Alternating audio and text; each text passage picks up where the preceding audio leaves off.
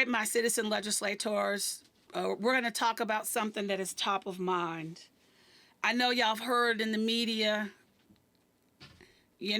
Speaker McCarthy is following up on his pledges he made to oust Representative Adam Schiff from the House Intelligence Committee, and also Representative Eric Swalwell from Arizona, from the Intelligence Committee. And then we have Representative Ilhan Omar, Democrat from Minnesota. She was on the House Foreign Affairs Committee. But I'm going to tell you what the distinction is with the two previous representatives, Schiff and Swalwell. Now, the Speaker does have the authority and the prerogative to remove them from the House Intelligence Committee. And the reason why he's doing this was a pledge that he committed when he was running for Speaker. And now he's doing it. He's following through on his pledge. Now, with Representative Adam Schiff, this is just completely obvious to everybody.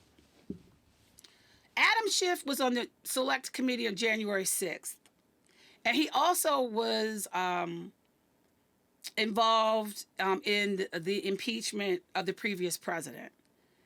He sits on the Judiciary Committee, and he was a part of the House team, to bring forth the case in the Senate on the previous president. So that's the reason why Speaker McCarthy ousted him from the Intelligence Committee. He pledged that he was going to do it, and he's following through. Now, Representative Eric Swalwell from Arizona, and actually he's an alum of my alma mater, the University of Maryland at College Park. The Speaker went a little bit deeper and basically was like, well, he's a security threat because he had an affair with a Russian operative. But no wrongdoing was found, from the intelligence communities. So how does this look to y'all? To me, it's petty. But, the Speaker made the pledge, and he's the Speaker. Okay, fine. But let's get to him wanting to remove Representative Ilhan Omar, a Democrat from Minnesota, from the Foreign Affairs Committee. Now, in the 117th Congress, she made some comments about Israel. And you know what? She shouldn't have, but she did. And, then Speaker Nancy Pelosi had to have a sidebar conversation with her. But the damage was done, sometimes you believe in something so wholeheartedly and then you state it out in public and it's out there. My whole thing is this. You said it, you owned it, and now you got to pay the consequences. But here's the thing, though. You had other Republican members, Marjorie Taylor Greene and Paul Gosar, they were stripped of their committee assignments. I got to tell you, because comments they made, but, because they made threats. So that's different. But in order to remove Representative Omar from the House Foreign Affairs Committee, guess what has to happen? A House vote, the whole House of the State of the Union, that has to happen. Now remember, House Republicans has a razor-thin 9-seat majority. They can only afford to lose 4 votes. I don't know when this vote's going to come up. Because I'm going to tell you, we are now hearing more about the committee assignments in the House and Senate. We've been hearing a little bit more about the subcommittee assignments. It's slowly trickling out, but this plays an important part. Now, Representative Omar is a naturalized, citizen. She came here with her family a long time ago. And, again, I think she was careless in her comments about Israel. saying anything against Israel is very controversial. And my citizen legislators, people just need to be mindful of what they say. If you're not, like I said before, you better own it. You better say, yes, I said it, and own up to it, and then move on.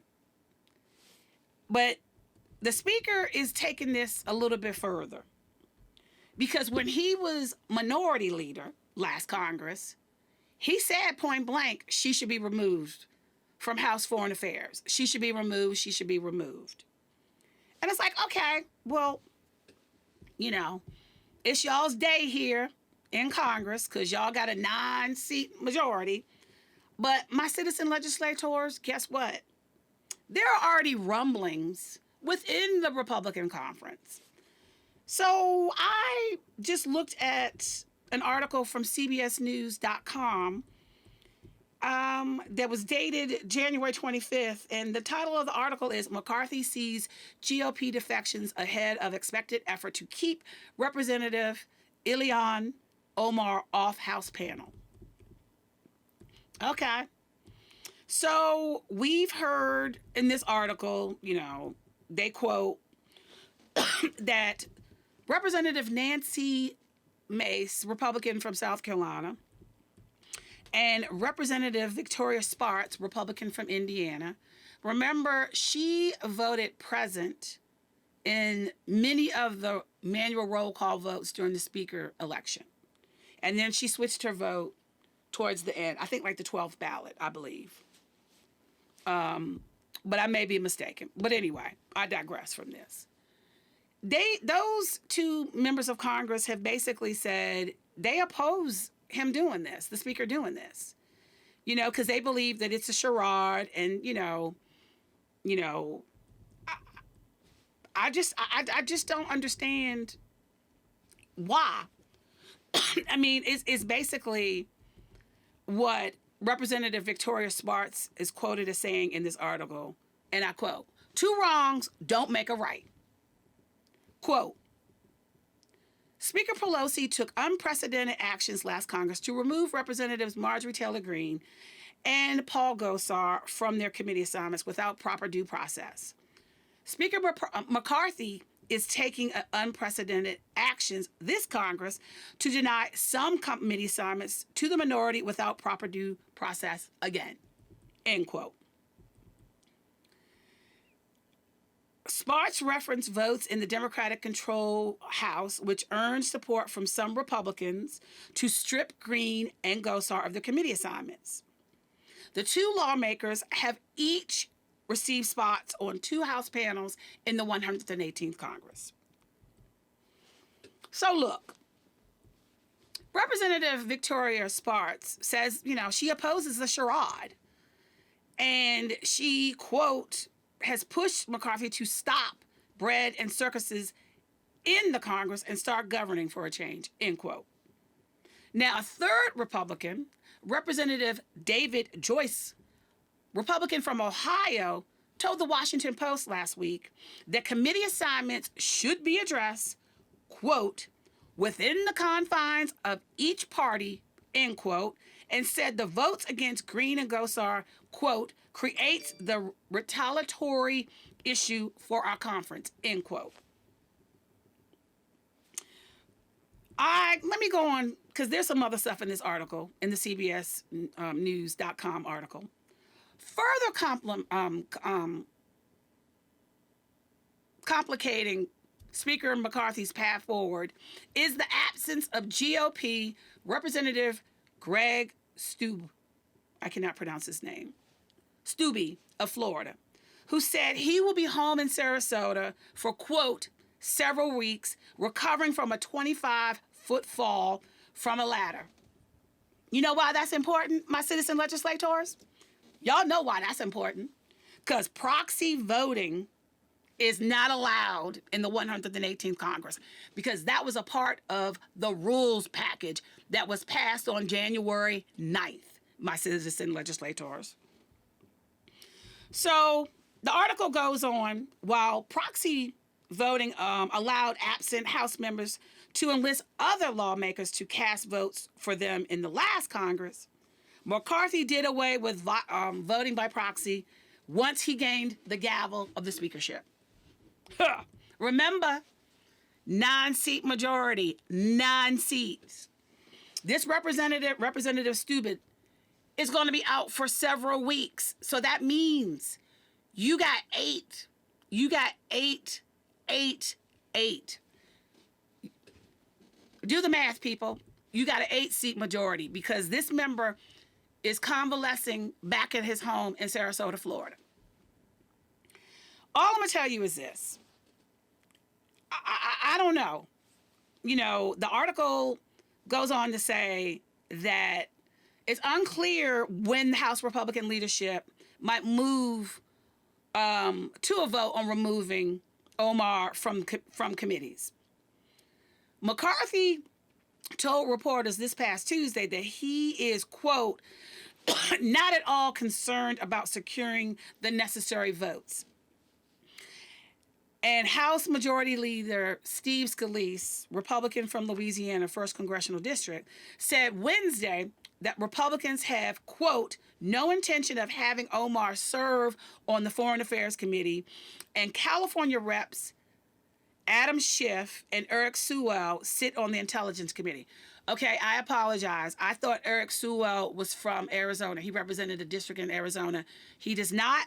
He represents a district in California. My apologies for that error. So, yeah.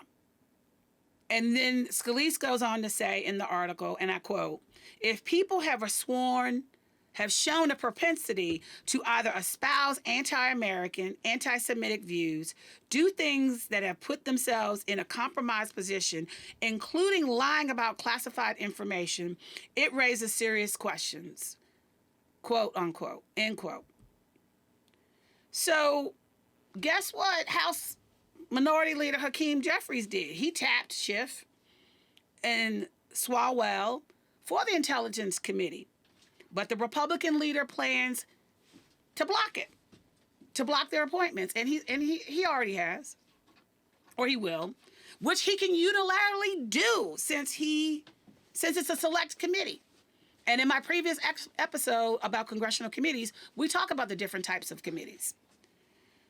So here's the thing. Representative Omar is quoted as saying in the CBSNews.com article that she told reporters this past Tuesday that she has, quote, good standing, end quote, on the Foreign Affairs panel. In addition to Republicans who have publicly expressed opposition to her removal from the committee, many others have spoken with her privately. Okay, see? These Republicans have spoken to her privately and said they believe the move is, quote unquote, unjust. So this is what I'm talking about. You got those Republicans in the Republican conference who have gone to Representative Omar privately and said that this is an unjust thing. But are they going to publicly come out and support her? No. If they do, no, let me take that back. If they do, great. If they don't, okay. But, you know, this is what I'm talking about when it comes to, like, relationships. Most Republicans and Democrats do get along, but you do have the firebrands, like the Jim Jordans of the world, and others that just want to go for the jugular because they got a 9-seat majority. But as I said before, Representative Steele from Florida is out for several weeks, which means you got an 8-seat majority until he gets back. Because he fell. He fell off his house. So, you know, again, I don't, to me, this is just petty with regards to the removal of Representatives Sewell and Schiff. And also, by the way, Representative Adam Schiff has announced that he's running for the Senate seat in California. But there's a little bit of a caveat to that. The incumbent is Senator Dianne Feinstein. She has not made a decision. She has not come out and said she's not running. And she's come out and said this week she's not going to tell everybody until next year. 2024. Guess when the primary is? March 2024. So you got Representatives Adam Schiff, Katie Porter, Barbara Lee. They've already announced that they're running for her seat. And I mean, she's one of the oldest senators. She is. And, you know, I just think it's time for new blood. I just do. But I digress, because we need to get back to this whole kerfuffle about removing people off of committees. Like I said, because it's the select committee on intelligence, the speaker has the right and authority and the prerogative to remove Representatives Schiff and Sewell. He does. Now, with Representative Omar, again, like I said, the whole House of the State of the Union got to vote on that. And again, don't know when House leadership is going to bring that to the floor.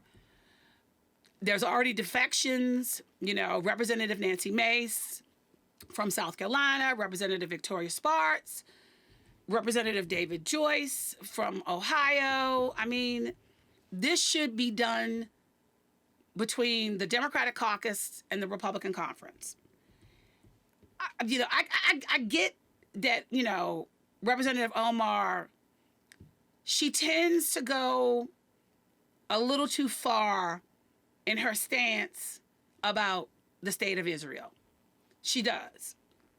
And there are others within the Democratic caucus that have said some things too. But it was a bridge too far. And I get it. I really, really do. But like Representative Victoria Spartz said, two wrongs don't make a right. And just, you know what? And this just confirms actually how desperate Speaker McCarthy was to be speaker. Because, I mean, again, he said this when he was minority leader last Congress. He pledged that he was going to get rid of her. He did. He pledged that he was going to remove Representative Schiff and Sewell. I mean, I can't even make this stuff up, my citizen legislators. Y'all need to watch this because, again, I think Speaker McCarthy is doing a disservice to the office of the Speaker. I really, really do. He don't know. All I'm going to say is this. There's going to be some shenanigans because the representative from Florida is Greg Steele is out for the next several weeks. I'm telling you, if somebody hasn't already thought of it, you can damn sure they know they thinking about it now. 8 seats. I mean, I'm sorry. You got, 8-seat majority. Until Steele comes back. Girl, all my citizen legislators, I'm getting a little giddy and I'm getting a little flustered. I'm getting the vapors. Because if I was on the Hill as a staffer and I was working for a member of Congress, I'd be like, okay, y'all got 8 seats. You can only afford to lose, 2 or 3 of them votes? I would do motion to vacate the chair. I would do it. I would totally do it. But I wouldn't do it by myself. I would do it, I would meet with folks, behind the scenes, feel them out. But, because only one member of Congress can force a vote on the floor of the House. One. And that's because of the Speaker. Because he conceded to that. And guess what? It's time to inflict pain. Y'all want to know what my nickname was on Capitol Hill? Black Hammer. You want to know why? Obviously because, yes, I'm black. I don't like calling myself African American because I just don't. I'm black. Well, actually, I'm brown. But I digress. Look, when I was up on the Hill, I inflict pain. I have a long memory, a good memory. And if you give me a little bit of time, I could come up with some stuff, procedural stuff to mess somebody up on the House floor or the Senate floor. Trust me. Because I went to graduate level courses. I took graduate level courses on this. I went to grad school. I mean, I didn't finish my studies, But I'm going to tell you this. I was taught by the Senate parliamentarian, the late Robert Dove, and I was taught House rules and procedures from a former CRS employee, Ilana Nichols. So there's a rule for everything in the House. Everything is done in the Senate by unanimous consent and precedent. But I'm going to tell you, I know enough to be dangerous. So all I'm saying is this. For the next several weeks, let's just see how this plays out. Because like I said, you got Representative Greg Steube from Florida who's convalescing because he's recovering from a 25-foot fall from a ladder. My citizen legislators, I feel really bad for him. I really, really do. I mean, I hope he's recovering well. I hope he gets back to work. No, I take that back. No, I hope he recovers. Yes, I do. I really do mean that. But for political reasons, no. Take your time. Take your time. Take your time. Because I'm telling you, you got smart people that work on Capitol Hill. You do. And I'm pretty sure, well, at least I hope House Democrats understand. Oh, because y'all can do some damage in the minority. You really, really can. I mean, seriously, if I were Hakeem Jeffries, I would call a motion to vacate the chair. Because if they pulled the vote to remove Representative Omar, I would do it. I would do it, and I would keep doing it. And I would get every member of the damn Democratic caucus to do it. And I would just to prove a point. Because if you're going to do that, yes, her comments on Israel were incendiary. They were. I ain't gonna lie to you. I don't agree with Representative Omar on a lot of things. I do not. Because she and others that are a part of the squad have not learned their lesson. They haven't. And the lesson is this. When you come in as a new member of Congress, it is best for you to figure out the lay of the land first.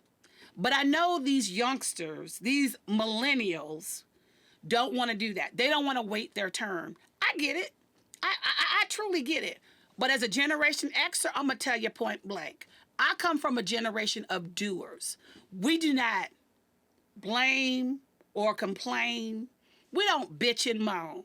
We get the job done. And all I'm telling you is this. In the future, Representative Omar, you need to be mindful of what you say. You really do need to be mindful of what you say because there are many Americans that support the state of Israel. Whether you like it or not, they do. And, for you to make those kind of remarks, I'm sorry, it conveys anti-Semitism. It just does. And, everybody talks about racism. Well, being anti-Semitic is racist. It's racist. I don't care if you're black, you're white, whatever, yellow, green, whatever. We all need to be vigilant when it comes to racism in all forms. So all I'm going to say is this. Should they bring it up to a vote to remove her from the House Foreign Affairs Committee? I'm telling you, House Democrats, y'all better do something procedural. You better do something to prove a point. To prove a point. You inflict pain. Because we're in a different paradigm now. Since 2016, we're in a different paradigm. I'm telling you, House Speaker McCarthy is going to follow through, or has followed through, on the majority of his pledges. And he's going to continue to do it. Because you know why? He wants to keep power. But he don't have power. He's conceded power. He has pretty much, he's a figurehead. Because look, who else wanted to be Speaker of the House? Nobody. I mean, you had Representative Andy Biggs from Arizona, during the internal Republican conference vote. He tried. I mean, look, this infuriates me to no end because You are now witnessing pettiness at its peak. And I'm sorry, just because Adam Schiff was a part of the House impeachment team to impeach the former president, I'm sorry. The House voted to impeach. So after they voted to impeach, they had to bring the case to the Senate. Now, granted, the Senate did not impeach them because y'all know why? Because Republicans were in control. All I'm telling you is this. He did his job under the Constitution. There were crimes and misdemeanors. Crimes and misdemeanors. And also, let's talk about that for a moment. Representative Marjorie Taylor Greene actually introduced a bill. Oh, God, help me. She introduced a bill to impeach President Joe Biden. For what? For what crimes and misdemeanors? Because I know y'all going to go after him and his son. For what? And can we talk a little bit about the classified documents? Yeah. Vice President Pence had classified documents. Yeah. So, when Republicans are asked about that, they're like, oh, yeah, I think they classified too many documents. But no, let's get back to Joe Biden. What Joe Biden did was a mistake. He admitted to it. He informed the archives, the National Archives. He didn't do what the former president did, obstruct, and also allegedly probably sold secrets to our enemies, Putin. But you know what? I digress. But y'all go right ahead and keep being hypocritical. Because at the end of the day, President Biden did not commit any crime. Y'all mad because he was able to get stuff done that the previous president did not. Remember Infrastructure Week? Infrastructure Month? What happened? Joe Biden and the Democratic Congress got infrastructure done. And we are now reaping the benefits of that, my citizen legislators. And guess what? And this pisses me off. These Republicans go back to their damn states and districts and they tout those infrastructure dollars, even though they voted against it. Hypocrites. But now, in the 118th Congress, y'all want to be so petty as to remove Democrats from committees. Okay, like I said, with the Select Committee on the Intelligence, Speaker has the right to do it. He does. However, it just shows how petty and small-minded he is. But that's okay. That's okay. That's totally fine. But again, let's see when Republican leadership brings up the removal of Representative Omar from the House Foreign Affairs Committee. Let's see. All I'm saying is this. Democrats, House Democrats, please,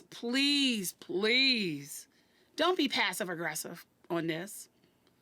It's not a hill you should die on, but you should at least make a point to the American people and show them that House Republicans don't want to govern in the 118th Congress. They are on a mission to dismantle. Y'all need to understand that. And then also you need to understand this. Elections have consequences. And yes, I must tell it again, y'all need to vote, but you also need to organize. You need to start educating people. That's what you need to do. You need to educate people, you need to mobilize, and you need to get them out to vote. Because 2024 is a presidential election year. Okay? And also, I'm going to tell you this. Okay, I saw this on TikTok. And I got to honestly tell you, it's a former congressman from Florida. He and his wife are on that MSNBC show, Joe Scarborough. Oh, my God. Bless him. Because he said something that he gave black women their flowers. He said it point blank. Yes, black women saved democracy. Yeah, we do. We save democracy. One of the TikTok people, folks, guy, he said, look, I'm giving my sisters their flowers. Thank you, my brother. Thank you. I even commented, thank you. Black women get a lot of rancor from men, but in particular from black men. Not all black men, but from some. And I appreciate when a brother gives a sister flowers. But I'm going to tell you point blank, black women, we show up, we show out for elections. I don't care if it's on the local level, if it's on the federal level, we show up, we show out. All I'm telling you is this. We need to get more strategic on the local level because that's where all the shit is happening. The shit is hitting the fan on the local level. And we need to do a better job on that. And we also need to do a better job when it comes to midterms. Now, we were lucky. 2022, there wasn't a red wave. It was like a trickle. But that was because of Generation Zers and black women. Millennials, I don't know what y'all problem is. I really, really don't. I guess y'all all into your feelings. Oh, well, y'all need to wake up and smell the coffee. Because Generation Xer is telling you this. We all need to work together. If you don't like a candidate, okay, fine. But don't not show up at the polls, because that's the problem. I saw something that really scared the living daylights out of me. So y'all want to know why George Santos got elected? He ran in 2020 and he lost. He got more votes in 2020 than he did in 2022 and he won. Can y'all help me out? Can y'all help a sister out? Because y'all got to explain that to me. I think that there was a failure on the Democrats in that district. I really do. Y'all need to do better. Y'all, please, for the love of God, y'all need to do better. Because that fool, he out here prancing and dancing. He was at Hill Country. People taking pictures with his trifling ass. Yes, I called him trifling. He's trifling. He is trifling. All I'm going to tell you is this. Elections have consequences. That fool got his committee assignments. He got his committee assignments. And then also, let's talk about Speaker McCarthy said, until he commits a crime, if, we're not going to do anything. We're not going to unseat him. Okay, well, the other shoes, shoes, because that's what it is. Every lie this man says. He went out and tried to hire one of the best campaign financiers or managers, and the guy turned him down. You know what he turned around and did? You know what Santos turned around and did? He forged the man's name on documents. If you tell me that's not a criminal act, I don't know what is. So what's a criminal act? This man has lied. They even got the goods on him. Like, I don't care if he was a drag queen in Brazil. I don't care about his sexuality. What I care about is that he has lied. He lied to get that congressional seat. And he continues to lie. But I'm just going to tell you, this whole situation with, removing Representative Omar, I mean, it's, I know they keep talking about what former Speaker Speaker Emeritus did last Congress. That was her right to do it. And you know what? And the circumstances were actually quite different. They were. But, Republicans are like, no, she unilaterally did it, da-da-da-da-da. But I give credit to those 3 Republicans that are like, well, wait a minute. I mean, I do. I give credit to them. I really, really do. But, I mean, I hope they can talk some sense into the House leadership because this just sets a bad precedent. Again, I don't agree with what Representative Omar has said in the past. I don't agree with her at all. She should learn a lesson. I mean, I hope that she didn't think that this was not going to happen because it was. But, it is what it is. But if the House Republican leadership moves forward on this, okay. My citizen legislators, we got 2 years of this. 2 years of this craziness. 2 years of this craziness. And I'm going to say it again. Elections matter. And elections have consequences. And this is where we are. Because a lot of you, and also I'm going to say this. White women, y'all vote against yourselves all the time. Let me rephrase that. You vote against your own rights these past couple elections. You vote against yourselves. You will lie. You lied in 2017 in the exit polling about Hillary Clinton. You lied in 2020. And you're probably going to lie again in 2024. And I'm going to tell you this. I'm going to speak about this on TikTok, the black girl train. And I'm going to tell you, white women are all in their feelings. Not all white women, but you know who you are. Y'all all in your feelings because y'all calling this racist. It's not racist.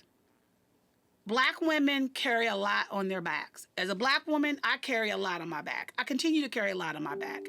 I want to be in a safe space. I do. And all we're trying to do is uplift each other. Because I got to honestly tell you, we blew that damn algorithm out. We blew it out. And I'm going to tell you point blank. White women of America, if you continue to vote against yourself, especially when it comes to reproductive rights, because now you got these state legislatures, they're trying to restrict women's movements. If they reside in a state that abortion is illegal and they can't cross state lines, are you kidding me? Y'all going there? So those of you that continue to vote against your own self-interest, kiss my black ass. Black women are here to defend the democracy. If you want to join us, please do. If you don't, stay out of the way. And don't complain, because you know what? You are your own worst enemy. You are. And I'm going to say it, and I'm not sorry I said it. Because you know what? As the older I get, the more righteous I'm going to become. And the more black hammer going to come out. And if you don't like it, I don't care. I really don't. We're in a day and age where we better stand up. We better show up, show out. We better, because if we don't, we're in a world of trouble. Because I'm telling you, those in the House Republican Conference, they want to strip away everything. And I mean everything. They want to get rid of Social Security. They want to get rid of Medicare. Look, the reason why they're trying to divide those that are not, that haven't gone past high school, and even college educated people, they're trying to divide y'all because you think that the former president cares about you. He laughs at you behind your back. He rich. Well, he only rich on paper, but anyway, I digress. All I'm telling you is this.